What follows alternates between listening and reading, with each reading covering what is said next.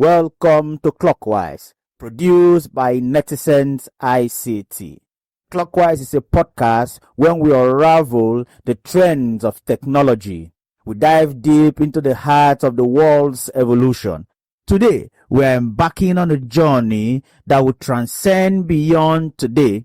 This journey will explore the various stages of industrial revolution. We will come from the past, ensure we bridge the gap to the current states and also the unknown future. My name is Providence Essien, and I am your host. Welcome to the Sanctuary of Greatness. Today, we'll be having a very interesting conversation with an interesting guest. But the conversation will revolve around AI, the fourth industrial revolution. But as usual, you will meet my guest after this break.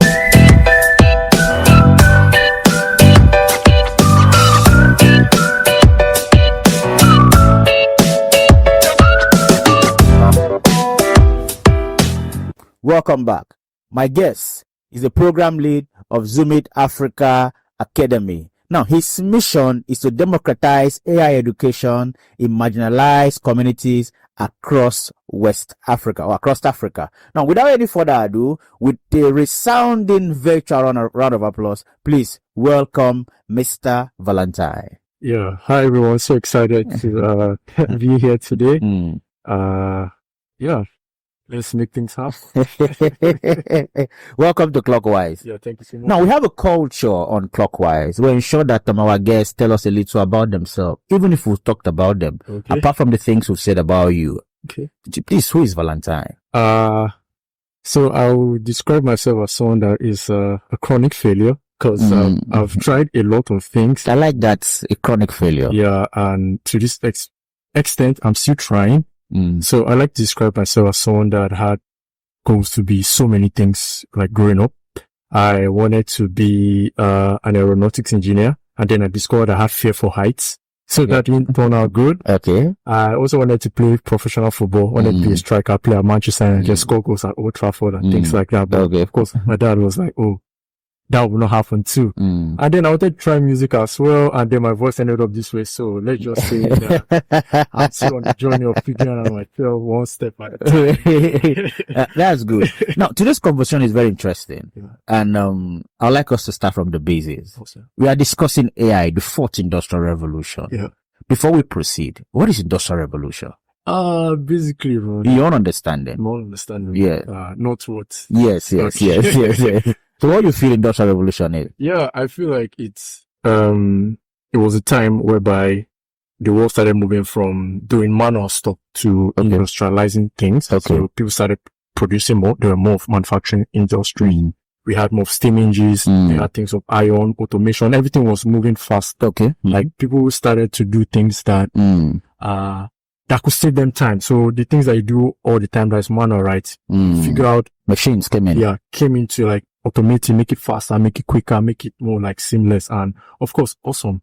Now from what you've said, are you actually of the view that AI is the fourth industrial revolution? Yes, of course, because like, why? Okay, yeah, I mean, there are so many things now. I mean, use ChatGPT, right? I'm sure there are people that use it every day. Yes. Like, example, me, I use it every day because it saves me time. It helps me solve so much of my problem. Okay. So AI came to like revolutionize so many things, right? It's started from the point of in 2016, March 2016, when Google Alpha DeepMind released AlphaGo, which beats the best Go player in China in a game of Go, right? 4-1. And that actually changed the narrative of, wow, we can now have things that could, of course, do things faster than the human mind, right? And that's when artificial intelligence came to play. Like, I mean, something that's behaving in a way that is still human, but, or rather it's exhibiting humans' level of thinking and processes, but it's not a non-living being. So that's AI. So basically, right, it has come to stay. Like it is in so many ways used in email marketing, SMS. I mean, we use it for designs now. A lot of people do NFTs, so they use image generators, so many things. So AI is like, here to stay. And I think the most important part is people are now using it to make data-driven decisions, because now data is the new oil, right? And we need to understand how businesses can use data to help solve business problems, because you cannot just operate your business on intuition or, oh, I think it should be that way. Come on now, you're not pastor or it's not the Holy Spirit. You're not prophetic. Yeah, it's not. So you have to actually like examine data, look at it, like look at the ups and downs, look at how you can use that data to solve business problems. And that's why the role of the data analysts, the AI engineers is coming to play now, because companies are looking for people that, of course, can, of course, leverage their data and help them solve business problems and, of course, make profit for them, because that's the most important thing. Now, what is the role of AI in industrialization? Yeah, so, basically, because I want us to have this foundation clear. Yeah. So basically, right, the role of AI in industrialization came into the point of making things easy, automating processes. So now, for example, the things that we used to do, let me say, for example, you used to write. Yeah, let's say example, you used to write. So back then, someone as a content writer, before you write a topic, right, you have to sit down, right, do some research, go to Google, search on random site, check so many links, right, edit many things. So, but now you can just you don't even need to think so much. You'll be like, hey, I want you to help me generate ideas on content marketing or football. And GPT will generate, of course, not ChatGPT, there's Google Bard as well too. So I will not feel like supporting one person. Again. Can you Google Bard? Can you GPT? But basically, right, you can now generate random topics and then even ask this AI to give you suggestions, like introductions of how you can write your articles and make it better. But I would say you should generally like rely on writing your articles with AI, right? Because I mean, there are now tools that can help you, of course, check for content related articles. And then you can even know the GPT written article from the beginning when they say something like exploring or industrializing. There are so many like very generic words. So I'll just advise you to use it as more of a, as an ally, as an alibi support to make sure your articles get better, but don't totally rely on it. If not, it will definitely, of course, affect your productivity and not, you won't get the right results. Yeah. Now, apart from that, what was the first tech skill you actually learned? First tech skill I learned was, basically I started with learning like networking, right? Like I started working with like engineering, from there, networking. Then I transitioned into support. Started doing platform support, technical support, like for hardware, software, stuff like that. And then, 2020, I thought of like learning a programming skill then, and it was the pandemic, like everyone was at home. There was nothing to do, right? So I was like, I need to learn one programming skill, right? And it's a tool that, of course, is versatile that you can use for so many things. And then that's when I stumbled upon Python programming, Python. And Python bites you? No. I use so many times because I struggle so many times with everybody complain about Python. Yeah. That it's Python, no. Now, how did you learn Python? Yeah, so, I mean, it involved a lot of hours, but I basically started from the angle of... Oh, you started learning programming from Python? Yes, I started learning. Wow. I actually had prior programming HTML, CSS, but I didn't really, I was thinking of a way that I could monetize and make money because I mean, suffer the money. So yeah. I had to figure out the faster way to, of course, get started into like tech. Okay. So you choose Python? Yes, I chose Python. So because very versatile, you can use for data analysis, game development, quality assurance. Yeah. So I started learning data analysis with it, and it was quite insightful because I understood I could use numerical Python or pandas to analyze data, like thousands of data, and figure out what's wrong with that data, even not having to look at it with my eyes. Like I can use Python to analyze, see what is the average, what's the average profit, what's the maximum value, stuff like that. So while going through that, it was really interesting. Then I discovered that I could now import data. So that Excel, so I could import data from spreadsheets into my Python notebook, and boom, that was where my interest of data science and data analysis came to play. I was like, wow, so I can actually do this. And then I moved to visualization with Power BI. Tableau. Tableau. And then I started analyzing SQL because... SQL? SQL, SQL. Because as a matter of fact, the world we have thousands or millions of data, right? And a single spreadsheet cannot hold that amount of data. So that's where relational databases, and how can we query these relational databases with SQL, SQL, and the rest? So that came into play, and then I stumbled on machine learning. Like, because I want to ask, at what point did the AI come in? Okay, at what point? Yeah, so it started when I started moving to machine learning. Like, I started understanding that I can actually build a simple regression model to analyze data, financial data, and know stuff. Okay, what is the like profits, what's the loss, stuff like that. So it was actually really insightful. And moving from there, I started doing like other stuff, started moving into how to build a chatbot, how to build an image generator. And all these things you've done them between 2020 and today. Yeah. Like in just 4 years. Yeah. I mean, I love trying new things, but I did most of them for, practice, like figure out what I want. Okay. But then when I moved to I joined Zomit in 2021, that's 1 year after.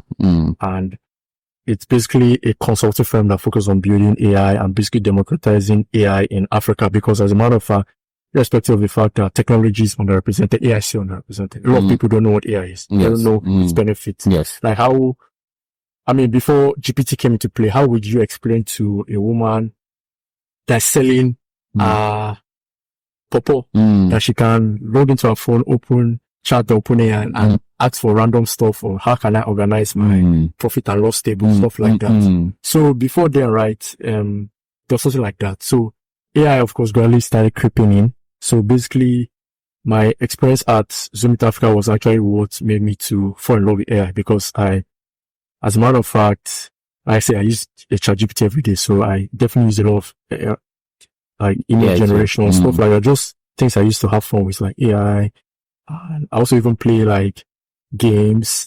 Yeah. So stuff like that. So now, how's the journey so far? Would you describe it as profitable? So, as a matter of fact, are you earning in dollar and spending in naira? Yeah. I prefer not to answer. Are the journey profitable? Yeah. So, I mean, there's so much I've learned so far in the part of AI, but I, of course, gradually started transition. I decided to go for passion, right? In terms that I started moving from non-technical to technical to non-technical. So I started working on democratizing its impacts in Africa, because I mean, a lot of people don't know about it. Yes. And that's why I, of course, work as a program in Zomit Africa Academy, where we teach data science. We also help companies, like we build AI products for them. As a matter of fact, we built something for a company, right, in Abuja, and basically what we built for them was a crop prediction product. Okay. So, or rather, crop pest prediction product. So basically, in agriculture? Yes. So basically what we do is that product helps us to detect pests. Yeah, pest or pest and diseases, right? So you could use the app on a specific crop, and with our image recognition, it could just generate, this kind of disease, this kind of disease. And the reason why we built it that way, because of the fact that we still have problems of lack of technical know-how, stuff like that. So a lot of farmers might not even know specific symptoms that could, of course, affect a crop product. So we came up with that product, although it's still in beta phase, right? It's only some specific users, especially the company has been using. But basically what we did was that you can just use that product to predict or check, okay, what are the symptoms of things like rice blast? What are the symptoms of things like maize? There's so many types of diseases I can't really recall for now, but the specific one I worked with was the rice blast disease. So we did things like that. And then, another one was a text summarization product. We called it Summarizer or AI Summarizer, right? And basically what that did was to summarize text, like things like, someone wants to work on their assignment or exam, and you see all these articles with 10,000 lines. You can just copy the text, put it there, summarize it, and it just give you the main important things that you need to know from that content. So, yeah. Now, from all these, what if somebody was to ask you about AI to actually give, should I say, a little explanation, your personal explanation? What would you say AI is? I don't say it's the study of intelligent agents, right? Forget all that big grammar. It's just understanding how something that's non-living can exhibit human level of intelligence. So that's just what AI is. It's not, forget about it. This conversation is becoming so interesting. Yeah. And we are going to continue after this break. Okay. Take it away. Awesome. At Netizens, we have built our state-of-the-art serene and conducive workspace It is fully equipped with all the facilities to have a comfortable and an amazing work time at our hub. If you need a place to work, handle your business meetings, or take that exams, our workspace offers 24/7 power supply, unlimited access to internet, overnight hours, private space, and business services. Welcome to our versatile conference hall, a premier space that accommodates gatherings of 50 to 70 persons. Nestled within our facility, this conference hall is designed to cater to a diverse range of events, making it an ideal choice for both professional and social occasions. With its spacious layout and comfortable seating, our conference hall provides an optimal setting for seminars, workshops, trainings, and conferences.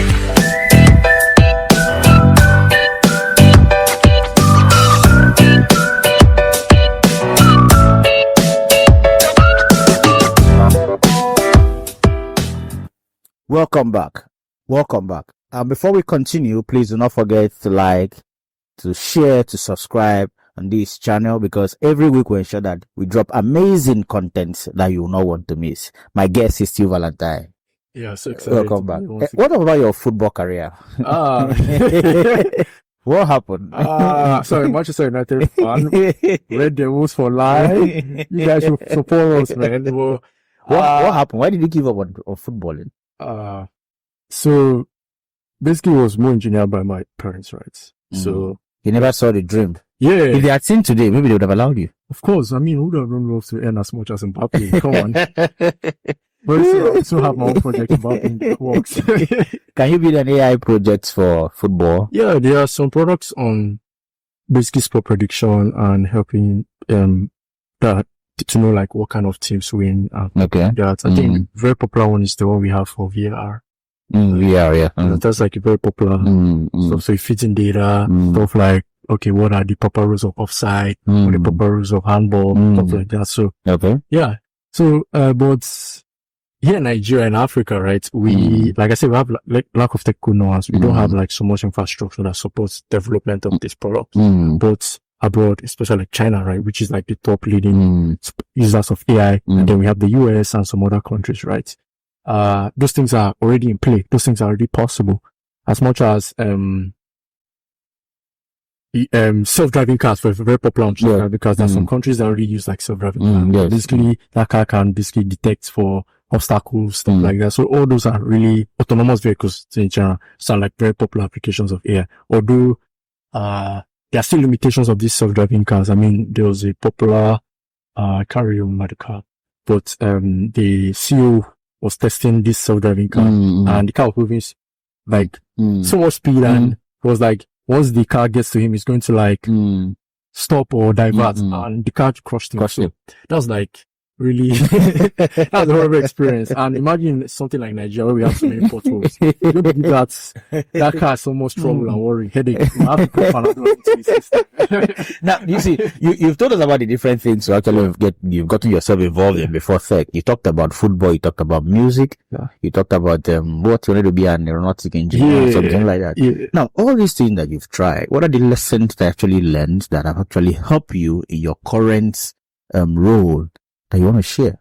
Okay, so I think one important thing is grit. Like there's no successful person that has not had a lot of grit and resilience, because life is not so straightforward for everyone.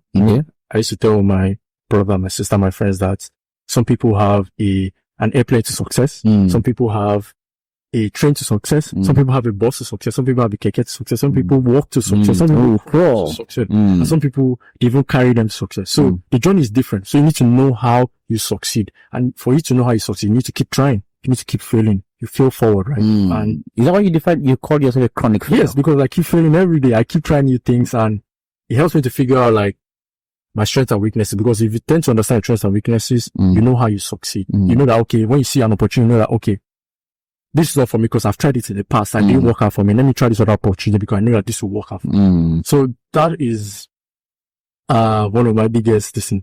And I like to say that,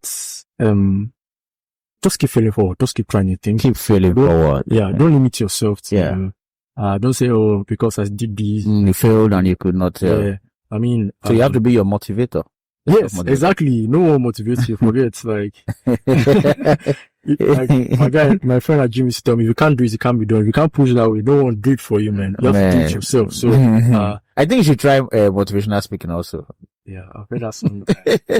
Please, no. It did not work. I don't think that's practical. It's fine. Okay. All right. Now back to AI. Yeah. Okay.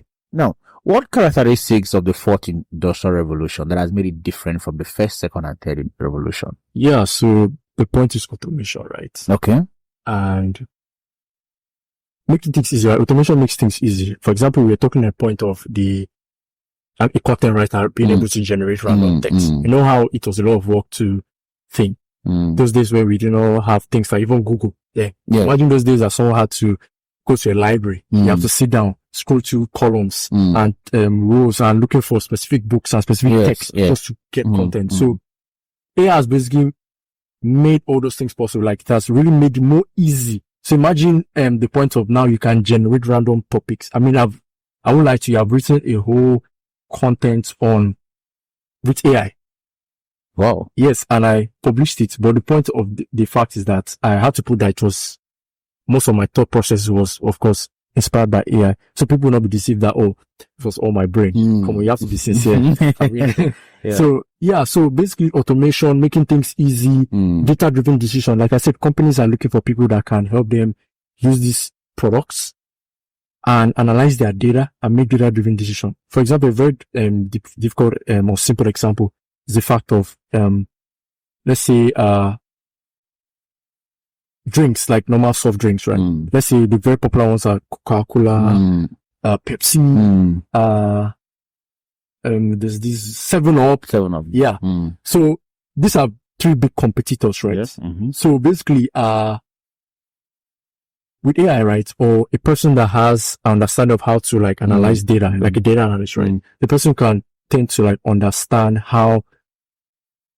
what is their profit or loss for the month. For example, I'll hire a data analyst, or a typical example of what happened with a friend of mine that he told me of a story. They hired someone that was a data analyst, in quotes, and they gave him, these are sales data for the year, right? And we have specific competitors, right? So they told the person to analyze data and help us make data-driven decisions, help us to know what's the next part to focus. What should we focus on? What month should we like produce more, right? Because there are sometimes when you produce drinks, there are some months that people take soft drinks more. Yes. For example, the festive period, people drink like crazy. So this person probably did not understand, probably did not really look into the details. And maybe once to analyze data, he had to remove like 2 or 3 figures, zeros. So what happened was that the months that they made more profit, because of that mistake with his typing and what he was doing, it became the month that they made the least profit. So based on his presentation, when he made that presentation to that's a company, so he was telling them that, so he was saying that, okay, in September, we made the least amount of money. Meanwhile, that was the month they made the highest amount of money. So basically what you're telling them that, okay, so this month that, based on what the data we have seen for maybe from 2021 to 2023 or 2019 to 2023, that means we need to reduce production in that month and pump it into the other months where there are more production so that we don't waste stuff. We don't have things that we have so many drinks in the warehouse and people are not taking it. So after he did that, of course they had to implement it, right? And they realized that September that they made the most profits every year,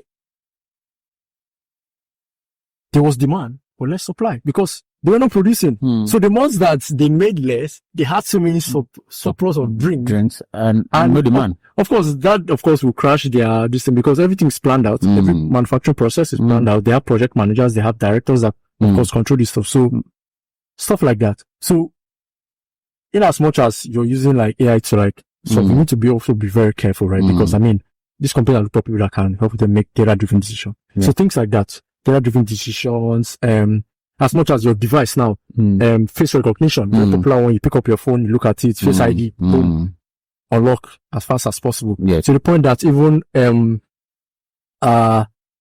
two twins that are born of the same mother have different fingerprints. You put it on the phone, the person will not unlock. Although there are some similar cases whereby a twin was able to unlock his other twin this ID, but that's like 1 in 1,000, 1 in 2,000. So facial recognition, autonomous vehicle, content generation, image generation. I mean, that's one of the popular things that make NFT very popular. So imagine you can use AI to like generate stuff like DALL-E. There's so many image generation and Midjourney. I think the very popular ones I saw was Pope Francis with a jacket. That was crazy because it looks so real. And there are so many stuff. I basically wrote an article about deepfakes. So basically, deepfakes is how to explain it. Let's say you see a video of yourself, but you're saying something different, something that you never thought of yourself. Yes, and looks so real. So that's a deepfake. Like it basically confuses the person looking at it. Like you might think, oh, this is a person, but there are some really detailed stuff that used to detect all these like deepfakes and stuff like that. A very popular one is the very popular example of deepfakes. I usually recommend people to see was this Kendrick Lamar performance of The Heart Part 5. Okay. So in that that was deepfake. Yeah, so that was deepfake. So he transformed from to Will Smith, Brian, and so it was really amazing. So there are so many things now that AI is doing. AI has affected everything. Yeah, I mean everyone wants to do it. Like there's even AI customer chatbot now. We don't need to employ a customer. Yeah, to sit down and type stuff like, hey, what is Freshio? Or hey, where can I order Freshio? When it bought, if you just type hello, be like, hey, can you place an order now? So instead of you paying someone hundreds. So are you of the view that AI is coming to take people's job? Okay, so I wouldn't say that. I'm saying that AI is going to take people's job that do not leverage AI. You get? I like that. So if people don't leverage AI to take your job, I'm sorry. And you need to know how to use this AI to make yourself more better in the market. So that's why now, regardless of your field, you need to know how to analyze data. Because now everything we use is data. Your credit, your how much you spend every month, that's data. How much you pay on transportation, that's data. How much you spend on watching Netflix, you go see your balance, your data. So everything we live on is data. How much food you eat? Is it 001 a day? Is it 010? Is it 000? Whatever. Please observe your fasting. It's fasting one. So whatever it is, you get. So AI is like, now you need to know how to leverage AI, and the simplest form now is, or the simplest use of AI now is this large language models, which we have text generation on GPT. Like can generate random text, ask questions, and you can use it as much as help you generate an email. So if you're stressed out, you don't know what to do, you're maybe tired. AI, help me generate an email telling this person this, and you generate something for you. Just copy, paste, edit, send. So you don't need to even think of spending hours. So like me, I never waste my time on an email. I don't go there, help me generate this, put this. I don't copy edit, send. I don't waste my time, man. Time is money, guys. Time is money. All right. Now, what is the biggest benefit of AI? For me? Yes. So the biggest benefit saves my time. Like I said, time is money, and I can do so many other things. I can even spend time resting because it's very good to rest and relax, right? So with AI, it saves my time. So many things I would have done in the past, like thinking so much on something like a topic or how to write. Sometimes if I feel like writing an article and I have an idea, I can be like, hey, can you like give me suggestions on how the flow should look like? And then I just take it from there. So it basically saves my time, and that's the most important feature of this AI industrialization, saving time. I mean, for example, an example is autonomous vehicle. Right? So you don't need the person to drive your car for you. Your chatbot, you don't need a human being to focus on that for you. Your facial recognition, right? You don't need to spend your time putting your password. You just pick up your phone and don't go. Now, would this be the last industrial revolution? No. So what do you expect to come from the fifth industrial revolution? Now, so now I'm going really far, but so I started investigating the point of the singularity period. We are getting to the point of singularity period. Now, what's the singularity period? Singularity period basically talks about a time whereby technology will advance like crazy. Like some people will not even, you don't hear that there's a breakthrough here, in medicine, biology, agriculture. So we are getting to that point. I mean, AI now has, you're hearing that there's AI for so many things now. Still, so graphic design or product design. I mean, I came across a company which I applied for some time back. Something Ari, I can't remember the name, but basically they were doing text to video. Sure. So now you can just generate type text and to give you a video. Like you can, let's say, I wish I could show you guys like a demo of it, but to the point of you're in the streets, someone's car is moving and you see a traffic light you don't like. You cannot type on the text box like remove that traffic light and it will take it off. When you see the bridge, it will look like that light never existed. So there are so many things that are coming to be text to video. I mean, text to image generation like the DALL-E. There are so many things that are coming now and it's moving faster. Like it's getting into even medicine now. So many things that, I mean, to the point of you can generate a video telling someone or describing a process with AI. Like you don't even need to put your voice. You just use a generated voice and to describe everything for you and boom. So it's making learning easier as well because as a matter of fact, as a strong advocate for learning from home, I don't see a point of classroom, to be honest. It's a waste of time. So as a strong advocate of like learning from home, right? So AI is making things like that very easy. You can be from the comfort of your home and learn so many things, do so many things. And yeah, I think we're going to bring you again and we'll discuss on the 5th industrial revolution. You understand? And let's start having a clue of what will happen. Yeah. And before you go, what did you study in school?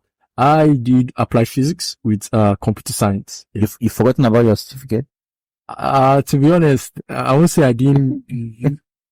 To be honest, I love my school so much. I love you guys so much. You can't see the video one day. I love you guys, but I really didn't see a need for my certificate because as I kept learning skills, I gradually got to a point that I didn't need to put my education into, and I don't even put it on my resume anymore because you don't need it. Yeah, because no one ever asks me, hey, what you study applied physics? What is it? This? Come on, they ask you what have you done? What are the skills you have? Yeah. So at this point, skills is what matters. I mean, there are so many people that are making so much money. I mean, a very popular example of the people I feel like, for example, the CEO of LaserPay, although the company, of course, fell off gradually, right? But the guy, Njoku, he dropped out of school and he was able to build that company that raised over $1 million.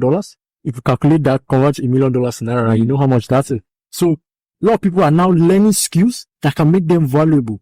So I'm not saying, I'm not also, discrediting the fact that you want to go to school. Yeah. You need to, right? Because if you don't, the school also teaches you things. You need to fail. Our school will teach you how to fail. They'll teach you how to fail. To carry over. They'll teach you lessons that you can never forget, man. You need to carry over. Yeah, exactly. So the school is very, very important, right? So, but if you go to school, don't only use that or don't only rely on that as your final result. Learn digital skills and of course, watch yourself skyrocket to the top. But it's not an easy process of you fall down a lot of times.